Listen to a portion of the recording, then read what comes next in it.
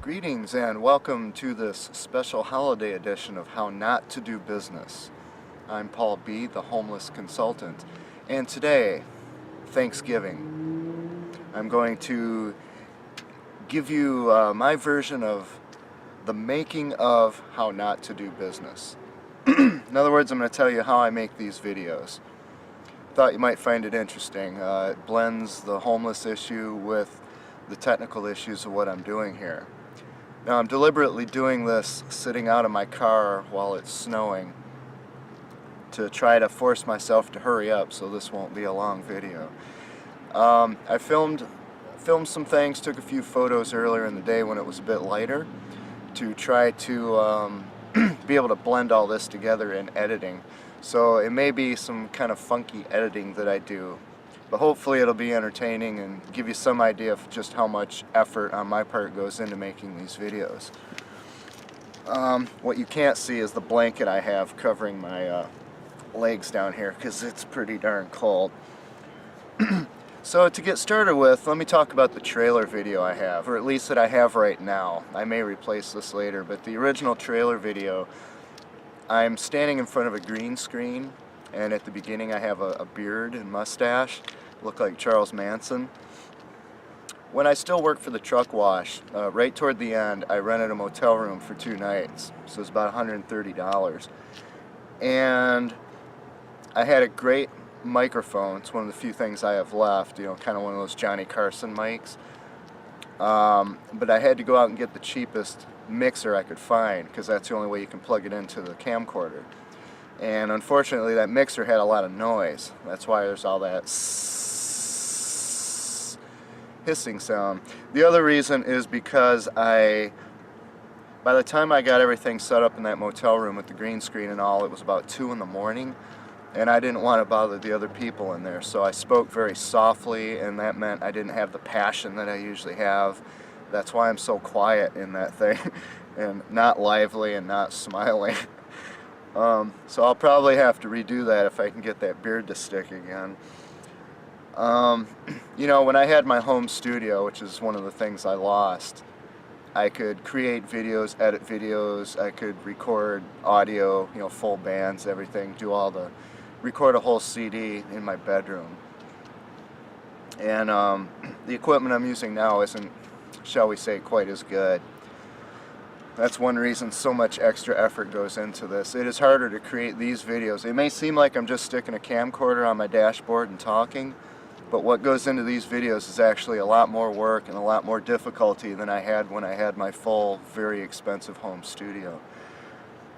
As you can tell by the fact that I actually rented a motel room to try to replicate that, but you can't replicate a full studio by just bringing some equipment into a room. I should tell you about the theme song. The theme song, you know, the reason it sounds so messed up is because I deliberately glitched it. And the reason I did that was, it's actually an inside joke for me. I'm making fun of, you know, when you're on YouTube and you watch these people, they're in their bedrooms or their parents' basement or whatever, or maybe in a car, and they have this big pretentious theme song. You know, there's guitars and just Adobe After Effects, just, you know, like, looks like Star Wars, right? And I've seen some of these that go on for like 3 minutes. There's one that I watch regularly, who knows why, but you know, the podcast itself is about 4 minutes long, and the intro is 3 minutes. And it's the same intro every time. So the reason it's all glitched up is I was trying to make fun of that. I was just poking fun at the pretentiousness of some of these people who create these ridiculously long and elaborate theme songs for what basically is sticking a camcorder on a dashboard. And anyway, I thought if I can get the guitar out here. Then the reason I glitched it all up so that it's all, you know, so that it's like that. The reason I did that was just to kind of, to me, you know, someone with a homeless person with a theme song should have something that's pretty messed up.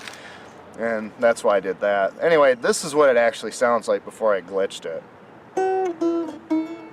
Not like that.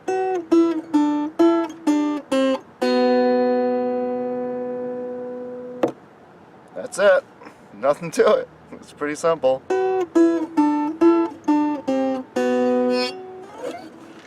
Anyway, so that is what the theme song's all about. Get my notes out here. Okay, before I tell you how I make these, let me tell you one other thing. I had some videos prepared, and I wanted to put them on YouTube, and I wanted to get this channel started as soon as possible after I left the truck wash.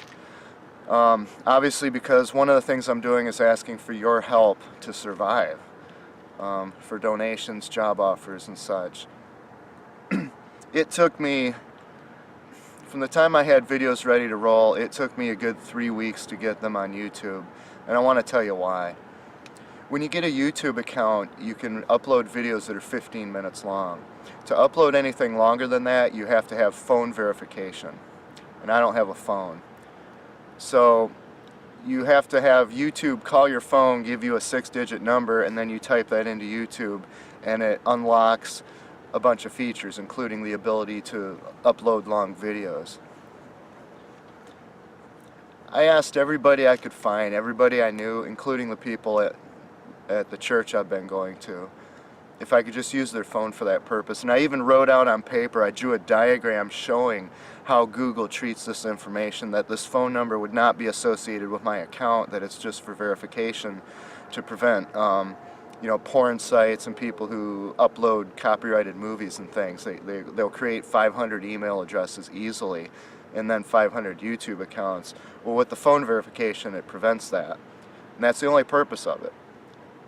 And for 3 weeks, I tried everyone I could find. Went to the Salvation Army, I went everywhere. Not one person would help me with something that simple. And you know what? This harkens back to before I became homeless, when I went out and I asked a lot of people for help. I didn't need money. I had money. I needed help. I needed technical assistance. I needed manpower. I was all alone, and nobody would help. So instead of getting this up and rolling 3 weeks ago where I could tell people about it, now I got it up just literally days before I ran out of money. And now I'm in dire straits, and this channel's just getting started. It may end just as quickly. Anyway, with that, let me, now here's where I'm going to mix the videos I took earlier and the photos, and I'm going to kind of show you what like a day in the life of me, sort of. So first of all, in the evening, I have a power inverter, show you a picture, that plugs into my lighter in the car, and I can charge up my batteries and my equipment, my camcorder and my laptop, things like that. And when it comes time to go to sleep, here's what it kind of looks like when I go to sleep, although it's a bit lighter here. Lean the seat back, and right now I'm using 2 blankets still. I put one blanket over my legs, another one over my head. And part of that is for privacy, because this car is all windows, and part of it is to keep the heat in. Nonetheless, as I'm sleeping, it gets so cold in this car like it is right now. This car equalizes in about 15 or 20 minutes with the temperature outside, or it gets awfully close to it. You know, certainly within an hour it equalizes fully. So my body automatically wakes me up after about an hour. I just plain wake up after an hour. My nose is freezing, my feet are freezing. It's usually the thing that's very cold.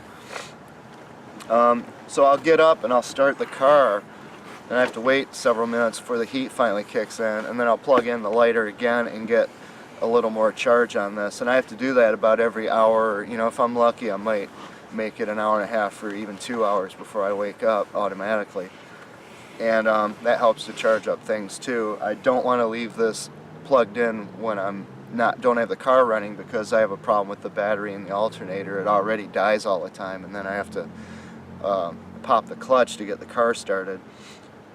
And of course, throughout the night, sometimes on some nights I get awakened by the police. Now, the location I'm at right now, I like the police here a lot. They're really good people, and they've been good to me. So it isn't a problem, but it does make you sleep with one eye open. makes it kind of hard to lay down and put that blanket over your head when you just kind of sit there and go, when's the knot gonna come? You know, and it's not the police's fault. They're making sure I'm okay. They're making sure I'm not out to hurt anyone else, but it's something I have to deal with. Anyway, so the time comes when I wake up. It might be that, you know, that phone I do have that doesn't work, I use as an alarm clock. I might use the alarm clock. And when I get up, you can see me kind of getting up here. And the first thing I do when I get up is I look all around, because I have to know what my environment's like. You know, while I was sleeping, who knows what went on outside. So I tend to look around, see if anyone's near me. I just have to get my bearings about me, and frankly, sometimes I need to know where I am because I sleep in a different place all the time. Here's some video of a grocery store parking lot. Now this is Thanksgiving, so it's empty, which is never the case. This place is jam-packed usually, with cars just going sideways all over the place. And in this video you also get a glimpse of my car, and keep in mind that little tiny car is my home, my bedroom, my office. Maybe I shouldn't say this, but I have a bottle in there. Sometimes it's my restroom as well. So when I get up, I will go back to the trunk and open that up, and that's basically, you know, it isn't a lot of trunk space, so it's basically filled with clothes, and then things I need for maintenance on the car. I have to put antifreeze and power steering fluid in the car almost daily. So I might grab some clothes, then I have to find a bathroom, which is usually a gas station bathroom, and here's a video I took of one of the bathrooms I use regularly. This is actually, again, it's Thanksgiving, so the bathroom's actually much cleaner than it usually is. The floor is usually filthy, and I think I got in there right after they cleaned. They even had a bottle hanging there. But you can see from the detail of the toilet and the sink, you know, I have to stick my head in there to if I was going to wash my hair, wash my face or something, brush my teeth. You can see how nasty that is, and again, that's actually pretty clean for this place, and that's typical of the kind of places I go to.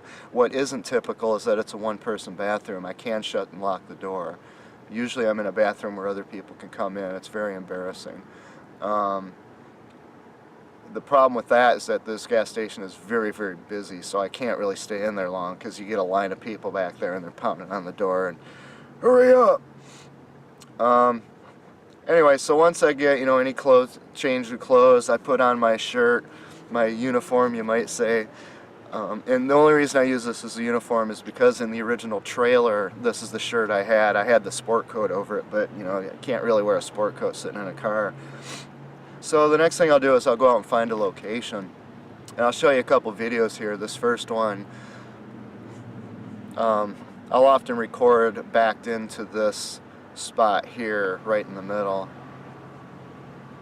And then I pan over to a shopping center across the street. There have been a couple times I've been in there. I can't really record over there. It's really busy usually. But I'll work on writing my notes and things sometimes because I have to move around. You just can't stay in one spot all the time. People freak out when you're sitting there all the time.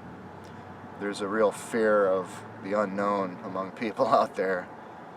And believe me, I'm the last thing they have to fear. I'm the one who has to live in fear. But they have homes, so the way they want it is the way it's going to be.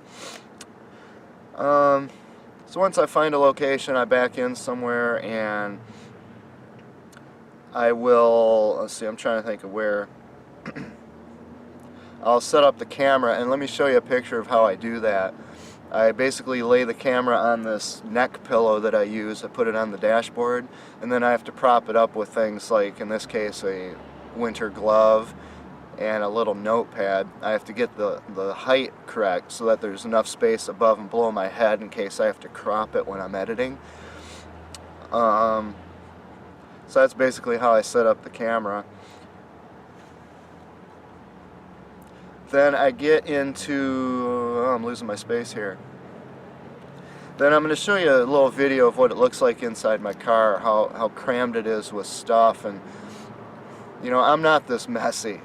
I'm not this filthy, but the thing is, especially when it's this cold and you can't really open the doors and clean it out regularly, you get stuff that is all piled up in there. So, you know, I try to empty trash, but yeah, there's just stuff all over the place. Now, the thing you'll notice the most, you'll see that power inverter again, but all those power cords, cables and such, USB cables and charging cables. When it gets cold out, like it is right now, those cables get really stiff. And this is something you don't think about when you're at home. When you're at home, these things are nice and soft, they're just like normal cables. But when you're out in this car, I'll wake up in the morning and those things will be so stiff, they're almost like a wire coat hanger. I can just wave them. I mean, they're that stiff. And of course, if you start messing with them when they're that stiff, you can break them and cause shorts. So I have to be very careful, and often I have to turn on my heater and go lay my cables over the heater to try to thaw them out so that before I start using them, so I don't put any shorts on them. And when I'm ready to roll, I'll put this laptop computer with my notes on it, I'll put it in my lap up against the steering wheel, and I can see in the LCD screen what I look like for the most part, so I can make sure this stuff isn't in the way.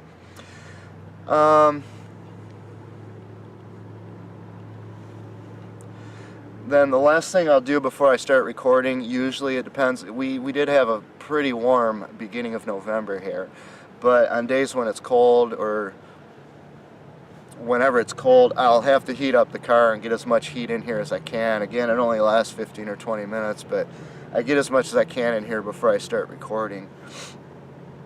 Then when I start recording, the issue is, I don't know if you can see here, but my windshield is on an angle. This is a sporty little car. It's not really a sports car, but it's a sporty thing. And the thing is, with the camera on the dashboard, it's November in Minnesota and we're at a high latitude, which means the sun is not up very long in the sky. It's the shortest days of the year coming up in December, and the sun does not get very high.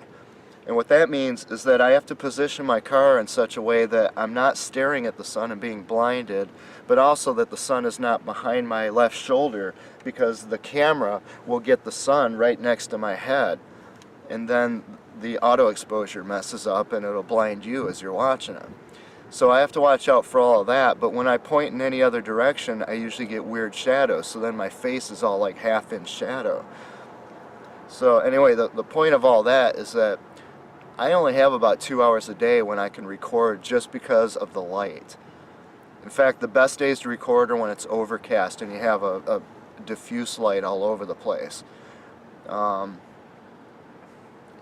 You know, so there's very little window of opportunity, and I've had to record some of these videos over and over again because I didn't like the job I did. Technical issues. Once I left the time-lapse function on by accident, I recorded the whole thing, and it you know, looked like an old Laurel and Hardy silent movie. Everything, I was moving really fast. And let me show you a video. Once I do start recording, I have a lot of people who come walking past my car and they look at me really, really strange. And if you want to know why, here's a video of what I look like to other people walking past my car. Now what you see in this video makes sense because I'm talking to you, but what they see makes no sense at all. And who can blame them? And that makes them look at me strange, and sometimes in these videos you'll see me kind of look off to the side, and it's usually somebody giving me a nasty look or laughing at me, pointing, what have you. On occasion they'll mess with me, but then I have to shut the video down and start all over. So those are interruptions. Sometimes, because I try to park out in the middle of nowhere when I'm recording, on a couple occasions I've had people who just come barreling in at high speed and they pull in right next to my car, so our driver's doors are next to each other. And one time it was like 4 gangstas in the car, and you know, just really rough looking characters, and they're just looking at me, and I just kind of nodded them and then look away, and then they backed out and tore off. I think they were looking for a drug deal and they thought I was their connection or something. But obviously I had to start that video all over again. So I mean, I have to deal with that kind of stuff. And of course, it takes 4 hours to charge the battery in this camera, and I only get about 2.5 hours of power out of it. So if I get interrupted too late, that might ruin the recording for the whole day just because I don't have enough battery power. If I plug in the battery power there and use the power inverter, I risk draining my battery while I'm recording, and I often get a loud buzzing sound because that power inverter isn't shielded very well. So I really have to run this off battery power to avoid a lot of extra noise. So then I record it in here, as you see from your angle. When I'm done with that, I'll usually change locations again, if only because I'm rather embarrassed about having sat there for so long with all those people watching me, talking in my car. But by then the sun's usually going down, and that's when I'll start editing, because I can edit in the dark. So I'll put this computer up against my steering wheel and I'll just be editing it. Now when I had my home studio, I had Adobe Premiere, and I had a mouse, and I had multiple, I had everything that you need. I had multiple monitors, graphics tablet. I mean, I could throw together a green screen video with all kinds of special effects and perfect audio mixed well. I could throw that together so quickly, it was just second nature to me. I mean, now I probably wouldn't even remember how to use the software anymore. But I miss that stuff. Now I have this cheap little piece of junk laptop that barely functions and has little power. I have no mouse, so I have to do everything using a trackpad. So when I'm trying to zero in on a specific, timeline, part in the timeline of the video, like to the millisecond, I have to use this trackpad. And the software I'm using, because Premiere would never run on this, and I can't get it on here anyway. I use what's called VSDC Free Video Editor, and for what it is, it's pretty darn good. But it has some flaws, and it has a lot of limitations, but it has some flaws. And the biggest flaw is that whenever you really apply any kind of effect to it, like I have to change the audio volume on every video segment because it records pretty high on this camera. Whenever I do that, it defaults back to the highest scale. So then I have to go zero in on that millisecond I'm looking for again, and that takes a long time using a trackpad. It's very, very difficult. That's probably the biggest problem I have with VSDC, is the way that it changes the scale all the time. And again, with my home computer, that powerhouse I had, the video editing system, with a mouse and the multiple monitors, I could just fly through that stuff piece of cake. So it takes me probably, how can I estimate, 3, 4, 5 times longer to edit a given length of video on this thing than it did with my home studio. And what my home studio came up with was professional looking, and you see what I get with this. Otherwise, the program actually does pretty good. It takes a long time to render, so when I'm done editing, I will have to get it to start rendering, and it takes about 50% longer than the video itself to render. So if it's an hour-and-a-half video, it might take 2 hours to render, something along those lines.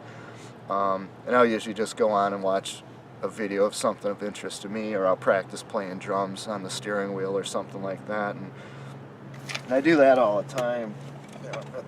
That's another thing where people probably look at me really strange. Of course, my hands are frozen solid right now, but just trying to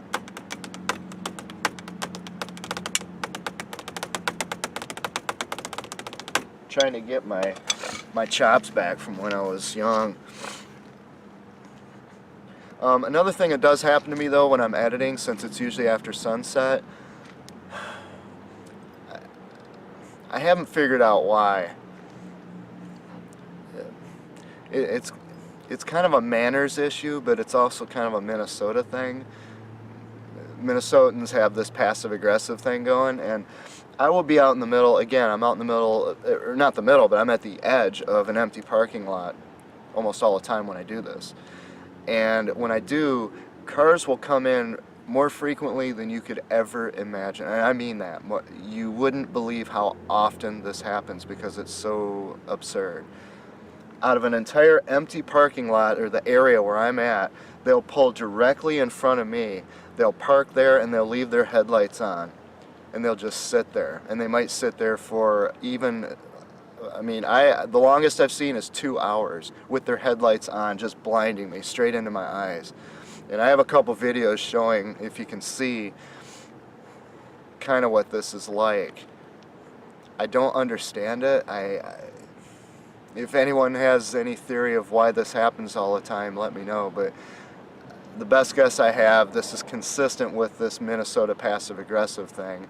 But I don't get it. It's not the same cars, it's different cars, so it's different people every time. It just seems perfectly natural for them to pull into an empty parking lot facing the only car that's in there when there's a person sitting in there, and to just keep their headlights blinding the person for as long as they're there. I don't understand it. I learned when I was 16 years old, you turn your headlights off when you stop your car. You don't need them. I'm not going to run over anybody when I'm not driving. But it's something I have to deal with. It's just one of the many issues I deal with that people have a hard time comprehending until they experience it themselves. Let's see. So then when I get the editing and the rendering is all done, I have to watch it and make sure that everything came out the way I wanted. So then if it's an hour-and-a-half video, I have to spend another hour-and-a-half watching it. And you know, by then I know it by heart. You know, I actually left one thing out here, now that I think of it. Let me find this. You know, when I find the location, the first thing I usually do is I go over my notes. I have notes on my computer, just kind of an outline. I'll show you an example here. I think this is from the Initiatives, part 4 of the introduction. And it's just an outline. It's just something to guide me through and keep me focused and keep me organized. So I'll work on finalizing the notes. And if I end up making a video and it's just so long that I have to go and redo it, then I have to go trim down the notes, look for what I'm going to cut out, because to me all of it's important. But you know, I understand you don't want to listen to 3-hour videos every time, and believe me, I could have done that. So that's another thing I'll do, is work on finalizing the notes before I record. So anyway, once I'm done rendering, you know, it's going to be, by that time it's going to be anywhere from 9 o'clock at night to 1 in the morning. I have to do my sleep thing, but since I can only really sleep for an hour at a time before my body wakes me up from the cold, you know, at one of those points I will set the alarm for sure, and that alarm kind of reminds me when it goes off. It reminds me I have to go upload this thing. So at that point I will drive to, and right now I only have one place I can access the internet. It's a restaurant, and you know, they're closed overnight, and I can go in their parking lot and upload the video. Uploading the video takes about as long as the video itself. So if it's an hour and a half, it can take about an hour and a half to upload the video. So like, and by the way, this is Thanksgiving. Everything is empty. You saw how empty that parking lot was, and the parking lot I'm in right now is just as empty. In the time I've been recording, I've had 2 cars drive by me in this empty parking lot. Maybe they think Black Friday's starting already. And they drive right past me and look at me very, very funny as I lean outside my car with a blanket and talk into a camera. But this is what I have to do to make these videos. And I have to make these videos because, you know, who else is going to tell you what I can tell you about this kind of an experience? Both being homeless and the lunacy I experienced at the truck wash. How not to do business. So, you know, that gives you a little background. Now you kind of know what's going on behind the scenes when I make these things. The last thing I want to show you is, you know, today when I was making those videos, the little clips that you're watching of my car and stuff, and I looked in the trunk and I found a scratch-off lottery ticket. It was all kind of bent out of shape. I think I have a picture of that. And you know, I don't buy those much. I lose at those things. But apparently, you know, that's why I didn't even cash the thing in. It was only for $2, but you know, who knows when I bought that, 6 months ago or something. And you know, I'm out of money at this point. I am out of money, which means I'm out of food, I'm out of the ability to do laundry or anything, and soon I'll be out of gas. And when I saw that $2 lottery ticket, I kind of perked up because it's Thanksgiving and all I have left is some bread. So I remembered I have a little bucket with change behind my seat. And you know, when I was working, I sometimes get, you know, $50 in change in there. And of course, now it just has a couple pennies laying in there. But I remember I knocked it over one time, so I dug down there underneath my seat and everything, and I found some change too, like almost $1 in change. So between that lottery ticket and all that, I was able to actually have a Thanksgiving meal today. And I had the guy at the convenience store take a picture of me here. If you can't see that, it's a bacon sausage on a pretzel burger and a cup of coffee. And you know that that doesn't sound like much, to be honest, but I'm really grateful for it, because again, all I had was bread otherwise. And to me, that's how God looks after me throughout all of this. And that's awesome. You know, I was expecting to have nothing more than bread and water again, like I have had to have lately, and that's all I have left. And I find this change in this lottery ticket, and I'm able to get a simple little sandwich and a cup of hot coffee for Thanksgiving. And you know what?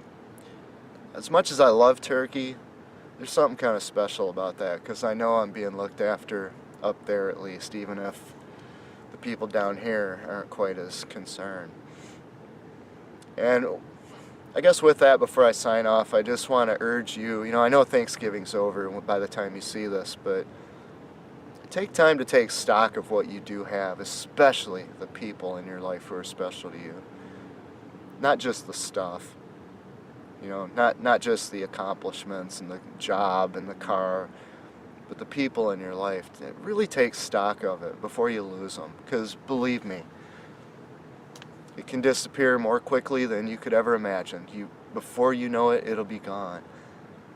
And you'll spend the next several months in denial, wondering what happened, and that's time that you needed to get yourself out of that mess. And that's a lot of the reason I'm sitting here where I am today. So even if Thanksgiving's over, you know, take stock of what you have, and if you have people you love in your life, give them a big hug and let them know it, okay? And don't forget to thank the one who gave you all of these blessings. As for me, I'm freezing. I gotta jump back into my nice warm car. This blanket just isn't enough. So I hope you enjoyed this little diversion from the norm with this video series, and hopefully in the future, as you watch these videos, you'll have a little more appreciation for really just how much work and effort goes into putting these videos together. You know, again, I'm doing this for a reason. I'm not just throwing a camera on the dashboard and talking. I'm doing my best to plan these out and to make them matter. And they're only going to matter if you watch them, and if you think about them, you let me know what you think about them, and try to apply anything I do say that helps you in your business life. Alright, so thanks for watching. Again, please subscribe, like videos, tell other people about this. If you're so inclined to help a guy like me out, I'd love a job offer more than anything in the world, a good one. In the meantime, some donations would be awesome. But either way, I'll either live or I'll die. All I can do is what I can do, and this is what I can do. So I hope you appreciate it. Alright, I hope you all had a wonderful Thanksgiving. Tell the people you love that you love them while you still have them around, alright? Okay. Thank you so much for watching.